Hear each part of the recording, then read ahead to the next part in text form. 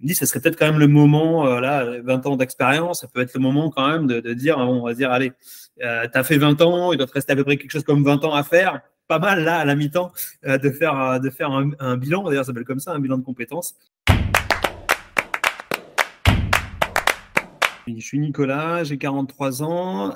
Mon parcours avant Chance, c'est un parcours assez traditionnel dans les métiers de la vente. En revanche, un parcours avec une grande multiplicité d'entreprises et avec quasiment toujours le même schéma, c'est-à-dire qu'au bout de 18 mois, 2 ans, quasiment systématiquement, je partais. Bien plus souvent qu'on m'a demandé de partir d'ailleurs, mais je partais parce que j'avais fait le tour. Voilà, le moindre accroc faisait que je n'allais pas pousser plus en avant que ça, et je partais, puis je repartais, je me remettais en selle sur une autre entreprise. J'ai fait ça pendant longtemps. Je suis directeur d'une agence de gestion de patrimoine dans le Val-de-Marne. Ça se passe plutôt bien, sauf que mon supérieur hiérarchique, qui est la personne qui m'a recruté, promu, etc., se fait écarter.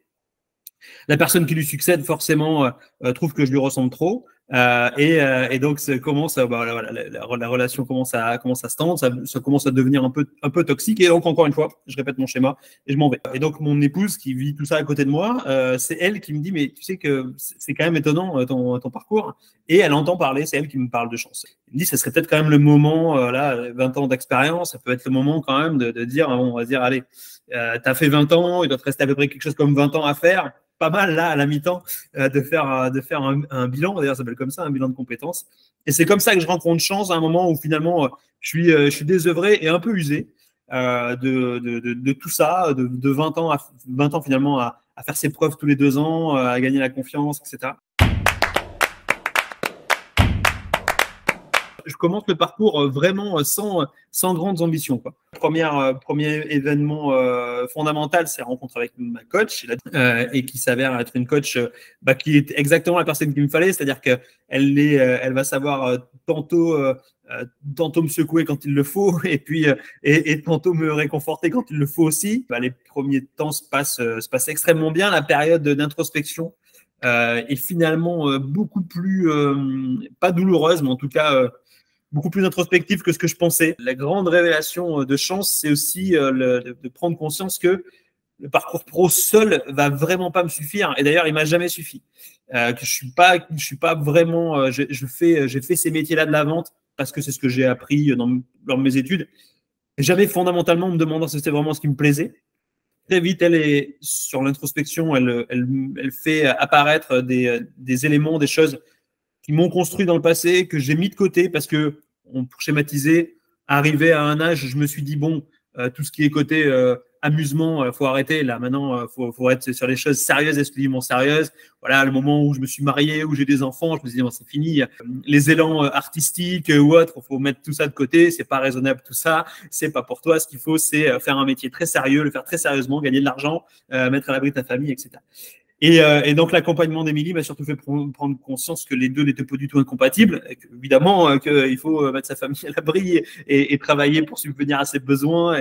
Et très bien. Mais en revanche, que je commettais depuis très longtemps l'erreur de ne me focaliser que sur ça et de penser que j'allais retrouver mon équilibre que là-dedans. Pour recentrer sur le projet pro, on a tâché, avec 21 ans d'expérience, l'avantage c'est que j'ai fait pas mal de choses, et en ayant fait tant de boîtes, j'ai fait plein de choses, ce qui m'a permis d'aller piocher dans plein de missions des choses qui m'avaient plu, et j'ai essayé de bâtir quelque chose qui pouvait les recenser toutes. Il s'est avéré que j'ai plutôt un élan pédagogue, que j'ai eu la chance de croiser des mentors qui m'ont transmis beaucoup et que j'arrivais à un moment où je me disais que c'était peut-être mon tour aussi de filer des trucs aux autres. Et voilà pourquoi tout naturellement la formation commerciale, l'accompagnement des managers, mais aussi d'intervenir dans des CFA pour des jeunes qui sont en alternance. Ce sont des choses évidemment qui sont importantes pour moi, dans lesquelles je suis plutôt bon. Et que je peux faire sans avoir l'impression de muser ou de perdre mon temps, et avec en plus un mode de fonctionnement de l'indépendance qui me redonne une liberté dont j'ai de toute façon besoin.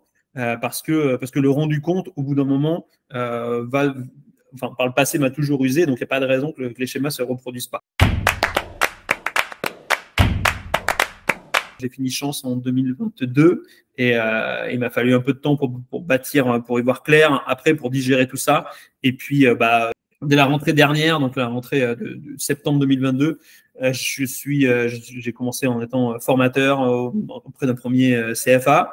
Et puis je duplique maintenant mes interventions et avec plein de projets en tête encore à venir, en faisant les choses dans l'ordre, mais en m'orientant sur pourquoi pas des programmes de conférences, des choses comme ça, pour travailler sur la transmission de quelques savoirs que j'ai pu de façon empirique capitaliser au cours de mon expérience. Et puis par contre, effectivement, un côté perso qui est désormais beaucoup plus riche qu'il l'était et sur lequel surtout je suis beaucoup plus vigilant que je n'étais auparavant. Par le passé, j'étais animateur de radio et puis j'ai fait du one-man show. Ça fait partie des choses. Alors, le one-man, pas tout de suite, mais en tout cas, j'ai repris on va dire une hygiène d'écriture. Voilà, donc je me suis remis à écrire de façon quotidienne, sans pour l'instant de but extrêmement clair, voilà, mais en tout cas, ça fait partie des choses qu'il me faut. Et puis voilà, j'ai repris aussi le théâtre. Dès que vous commencez à vous demander si ça vaut le coup de le faire, c'est qu'il faut le faire en fait. Voilà. Si vous vous posez la question, c'est que vous avez déjà la réponse. Si vraiment c'est quelque chose qui commence à vous tourner dans la tête, je crois qu'il faut écouter ce que ça veut dire. Ce que ça veut dire, c'est qu'il faut y aller. Mais je pense on peut que gagner. Voilà. Je pense pas qu'on puisse perdre un truc en faisant Chance. Parce qu'on attend beaucoup de sens du travail, mais finalement, je crois que la personne dont il faut attendre le plus de sens, c'est soi-même. Hein. Voilà, les gens au boulot, le boulot en tant que tel, bon, il est ce qu'il est. Voilà, c'est bien de choisir si on peut, c'est bien tant qu'à faire de l'aimer un peu, c'est pas mal. Mais si on est déjà un peu plus tranquille avec soi-même, je crois que tout le reste va s'aligner un peu plus facilement.